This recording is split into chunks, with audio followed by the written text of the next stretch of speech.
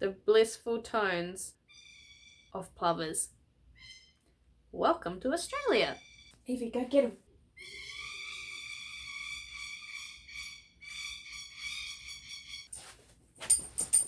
Evie chased the plovers out of the backyard, so we are now plover free again for probably the next 2 minutes. Damn. Okay. Hey everyone, it's Alana and welcome to my July wrap up. I read a lot of books in the month of July. I read 8 books last month. What a month. I sort of said last month that my reading has been picking up and that sort of surprised me, but I shouldn't be surprised because every spare minute I am reading. That is my life. Basically. This month there were a few highlights, there were a few books that sort of missed the mark for me, and there were also a variety of genres that I read. So I'm really proud of myself for expanding what I'm reading. Before I jump into this wrap up, I do want to talk a bit about something that I've been doing on my shelves, which is unhauling books. Now, this is a bit of a taboo sort of subject, I feel, when you say you're a book lover and you have lots of books and then you say to someone, oh, I just got rid of a whole heap, I unhauled them. And they sort of look at you like, what?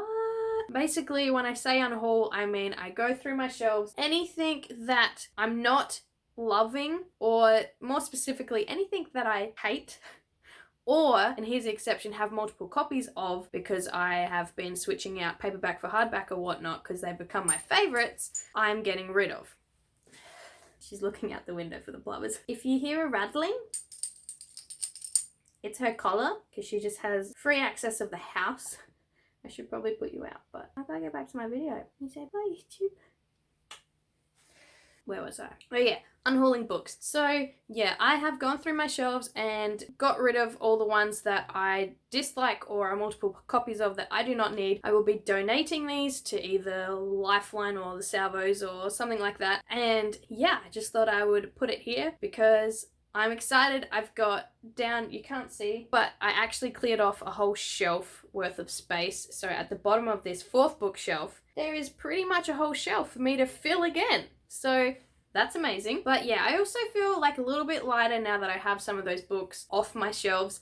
Most of the ones that I picked out were uni books that I had to read, which missed the mark for me. And yeah, that's that little update. So now, into the wrap up. The first book that I read in the month of July was A Planet of Blood and Ice by A.J. Hartley from the mind of Tom DeLonge. So Tom DeLonge, who is the guy from Blink-182, I think my friend will kill me if I get that wrong, but Tom DeLonge has a company called To the Stars where he contacts authors to write the book concepts that he has. So he pairs up with a whole bunch of authors, and with this one he went with A.J. Hartley. So this book is a YA sci-fi novel. There's a bunch of young people that have been classified as like juvenile delinquents in some form of another, and usually in their new world type setting they just get sent to a planet for re-education for a few weeks and then get sent home. The planet that they come from is called Home. I'm thinking this might be like an upgraded version of Earth, could be wrong, but anyway, that's usually what happens. But in this case they get sent to Valkyries, which is a deadly planet where nothing survives and they have to try and survive. There's also some weird shit going on that planet, and people start dying. They discover other things, which I won't get into because I don't want to spoil anything. And yeah, I rated this one 4 stars. It was a little bit slow to get into at first, but I did end up really enjoying it. I'm keen to pick up book 2 when I can get my hands on that. But the main reason why I liked this book was the concepts behind it. So basically, humanity has evolved to the point where they are basically just minds. Like, you still have your body and you walk around and stuff, but they're so trapped in the technology aspect and all of that, where meeting someone face to face and being close, like distance wise to someone, is really off-putting for these people. And it was just really interesting. There are also a lot of conspiracies in this. I think that is Tom DeLonge coming out in it because he is known to be a bit of a conspiracy theorist, but that just adds to the book. But yeah, I did really enjoy this. The reason why it got 4 stars and not 5 was because it's a little bit slow to get into at the start. You have this whole cast of characters that you have to meet and learn about and get familiar with, so that takes a little bit of time. Also, the characters themselves are a bit 2D to start off off with, I want to say, because of their whole don't like to be close to other humans thing. So they've got to try and work through that in order to survive. And yeah, it was a good sci-fi. So if you want to try a YA sci-fi with a cast of characters who have to survive a deadly planet with some weird shit that happens, try this one. The second book that I read in the month of July was The Earth, My Butt, and Other Big Round Things by Carolyn Mackler. This was an easy to read contemporary that discussed some topics that I feel like people usually shy away from writing. In this one, we follow the main protagonist, Virginia, who comes from what seems like the perfect American family. She's got 2 very successful parents. She's got 2 older siblings that are perfect in every single way. And then there's her, and she feels like she doesn't fit in. This book follows her struggles with her weight and with her conception of how to deal with it, but also with people around her. And that's where it sort of lost me. Her parents are assholes. I know it's trying to discuss how to be more sensitive around issues and everything, and I really loved it for that. I loved that it talks about weight and it gives you an inside point of view of what it's like to deal with those issues and how to deal with the people around you every day that try to make you feel like shit. But her parents were not supportive, and I know that's part of the story, but man, they're just assholes. And it felt a bit incomplete. Like, were they assholes just because? Basically, this one got 3 stars from me. I really liked the topics it was talking about, but it just felt a little bit flat. There were things that didn't ever really get resolved, and I understand that there's a second book, but she has written that like many, many years after this one. So were they meant to be resolved in this one? Not sure. But the big like thing that happens that's meant to sort of put Virginia's world into like turmoil and all that sort of stuff and make things happen, it was never openly confronted, and that didn't really sit right with me. The characters don't really develop all that much either, and the ending just sort of felt rushed and just put together, and that's the ending. So I don't know, on one hand, very easy to read. I flew through this. It's a YA contemporary, so there's that as well. But on the other, there were just some story aspects that didn't quite mesh. The third book that I read was Hive by AJ Betts. This book had a beautiful cover. Obviously, it's shiny, there's wings, I love that. It also had an amazing sounded hook and a great blurb, and I was all for it. I was so keen to read this one. And it was good, but again, fell a little bit short for me. This one is a YA dystopian. In this one, the characters live in a closed off community which has gone back to like the roots of civilization and stuff. Everything's going fine in the world until one young girl called Haley sees a drip fall from the ceiling, and then she starts to question everything, and the world presumably breaks open from there. I rated this one 3.5 stars, and the reason why it got 3.5 stars was I really liked the concept and I liked where it was trying to go, but the pacing was just off for me. Basically, the blurb and the hook on the back of the cover sounded amazing, but it took a while for us to get to those points that it mentions. FYI, the hook says, "What starts as a drip leads to a lie, a death, a boy, a beast, and too many awful questions." So I don't know. I think the problem with this for me was the pacing, and also maybe the language. Like, it was fairly simple, but I think it was meaning to be like that because they didn't know everything that we know in the world today. They'd sort of gone backwards, and I see where she was trying to go with that, but did it make the mark?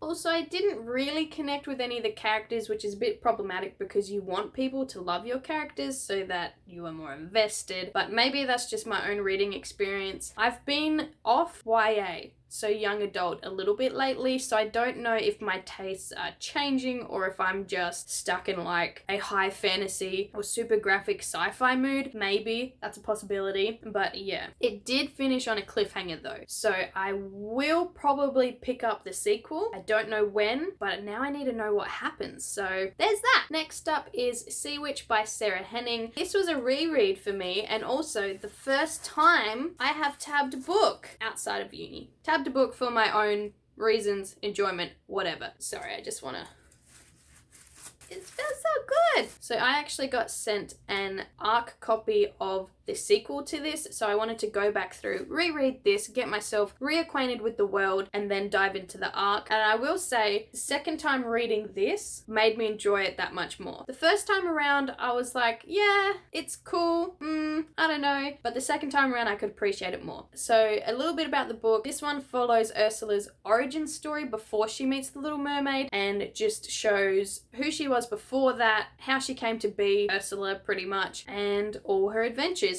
And I really like the concept of that. We don't usually hear much from the villains, so it was nice to see where she started out. In this one, she's known as Evie, and she starts out as a young girl who is a witch, and everything unfolds from there. I will just point out, so that you don't get confused, don't go into this one thinking it's the Little Mermaid retelling, because it's not. It's Ursula's origin story, reimagining thing. When I first read this, I think that was my problem. I was expecting the Little Mermaid to come in at any point, but that doesn't happen. That happens in the sequel. So this one is all about Ursula, and I did really enjoy it. There's witches, there's mermaids, there's magic, there's royals, there's mythology. There's a whole bunch of stuff to enjoy in this book. I like the setting of this book as well, and how it was grounded sometimes in real historical events. There's a witch hunter king in this, and witch burnings and things like that. And I'm pretty sure the author has actually said somewhere that she got that from actual history records and everything. So it was really cool to see that element intertwining throughout the storyline. This one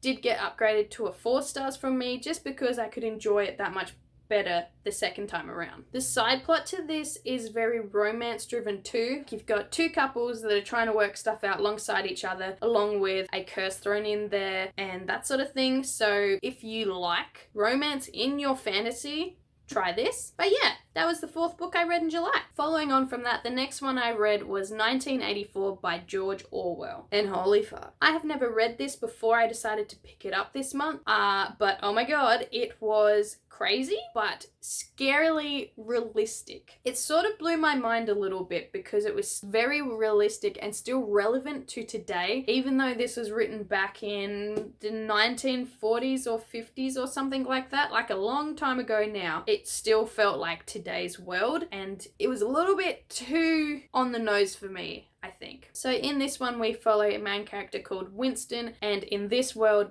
Big Brother sees all. So you have surveillance cameras everywhere, you have big posters with just his face on it.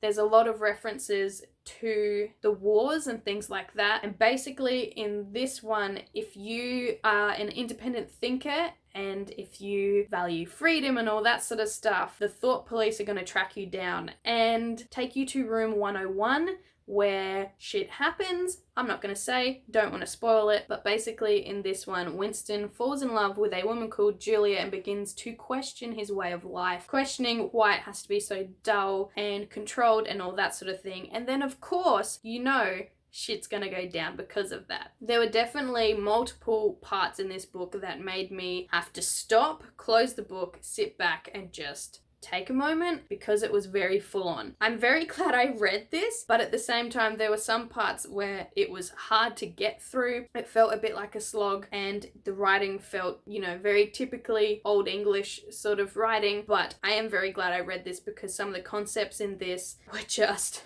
mind blown. I can't say anything else. It was just, my brain exploded. So yeah, I think I ended up giving this one 3.5 stars. After that very heavy read, I decided to pick up Sea Witch Rising by Sarah Henning, which is of course the sequel to Sea Witch, which I talked about just before. This one is the Little Mermaid retelling that we were after, and I really, really loved it because it builds the world so much more. We get 2 perspectives this time, with Evie the Sea Witch and also Runa, who is the twin sister of the Little Mermaid, and it doesn't follow the typical Disney version of the Little Mermaid, which we all know, and I really love that. It's got more of like the Hans Christian Andersen vibe to it, and oh my god, amazing. If you watched my mid-year freak out book tag video, you will have seen that it was one of my favorite sequels of the year so far, and I'm so glad I read it. So thanks to the Nerd Daily for sourcing an ARC for me, and for also lining up an author interview with Sarah Henning. Blew my mind. I've never interviewed an author before, and I'm so glad I got to do that, and I'm so glad that I enjoyed the book and got to talk all things Sea Witch Rising, cooking, craft, everyday life with Sarah. It was amazing. So I will link that down below if you want to check it out. I also reviewed the book. All the thoughts are my own. I haven't been paid to review or anything like that. If I like the book, I will tell you. If I don't like the book, I will tell you. So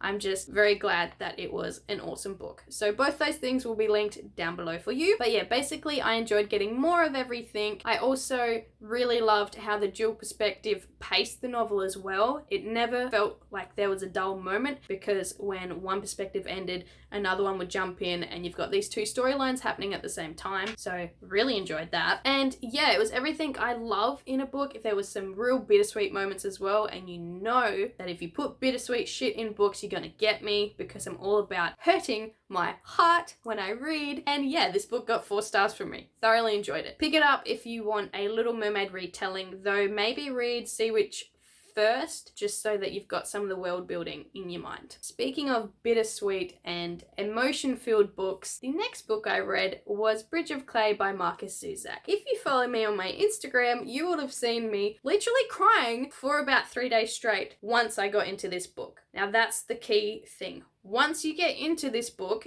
like about 100-ish pages in, it's going to wreck you and it's going to be really good, but you will struggle for the first 100 pages, I think, just because in typical Markus Zusak fashion, I love this author. He loves to play around with words and be really lyrical, and he sort of just throws you into the book and wants you to try and work it out from there, and it's not until about that 100-page mark that things start to line up and make sense. So yeah, this one felt very literary fiction-ish. We follow the Dunbar boys. There are 5, Clay, Michael, Rory, Henry, Tommy, who have been through some stuff. How do I say this without spoiling the book? Okay, their father has disappeared. Their mother is not in the picture either, for reasons which you will find out. Oh no, I can just tell you because it's on the back. Okay, their mum's dead. Their father has fled, and it's about this family of 5 boys and basically Clay, the 4th Dunbar boy, and how he sort of bridges them all together. Bridge of Clay.